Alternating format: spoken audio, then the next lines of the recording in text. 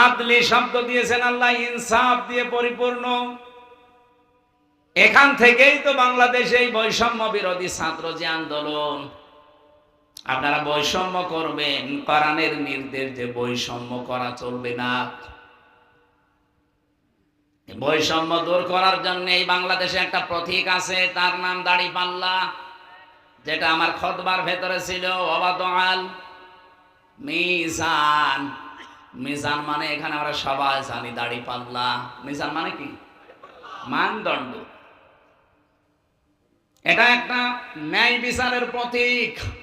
অসাক্ষীরাবাসী, এটাও আমরা কোরআনে কারিম থেকেই নিয়েছি, বানানো না। বাংলাদেশে দাড়িপাল্লা মার্কা, এটা কোরআন থেকে নেওয়া। সূরা হাদিদ 25 নম্বর পারা, 27 নম্বর পারা, 20 নম্বর পৃষ্ঠার প্রথম নম্বর লাইনের 25 নম্বর আয়াতের মাঝের অংশে শব্দটা আছে, লাকাদ আরসালনা রাসূলানা বিল বায়্যিনাতি ওয়া আনজালনা মাআহুমুল কিতাবা ওয়াল মিজান লিয়াকুমান নাসু বিল কিসত। অবশ্যই পৃথিবীতে আমি যত নবী পাঠিয়েছি, আপনি মাওলানা বেলালীকে জিজ্ঞাসা করেন, এখানে আল্লাহ লাকাদ শব্দ বাদও দিলে আমরা কিন্তু নিজেরা আলেমরা অর্থ করে ফেলতাম। লাকাদ আল্লাহ কেন দিলেন? দুইটা তাকিদ দিয়েছেন, লাম একটা, কদ একটা।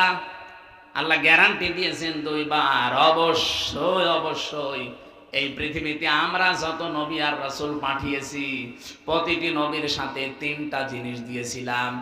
1 নম্বরে দিয়েছিলাম স্পষ্ট দলিল আর প্রমাণ, মুজিজা যেটা বলা হয়।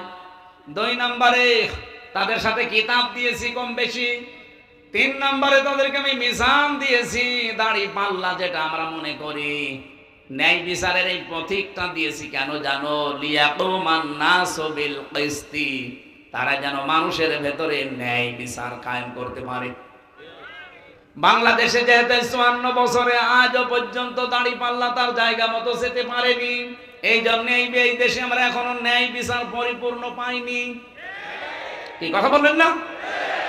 এটা যদি সত্যি এবার জায়গা মতো যায়, আমি গ্যারান্টি দিচ্ছি কোরআনের দিকে তাকিয়ে আপনি ন্যায় বিচার পাবেন। কোরআনের কথা মিথ্যা হবে? কত কিছু তো দেখলাম 54 বছরে কিছুই সত্য হয়নি। এবার এটা দেখেন,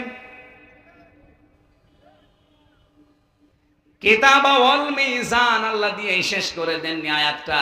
যদি শেষ করে দিতেন আমি আয়াতই পড়তাম না।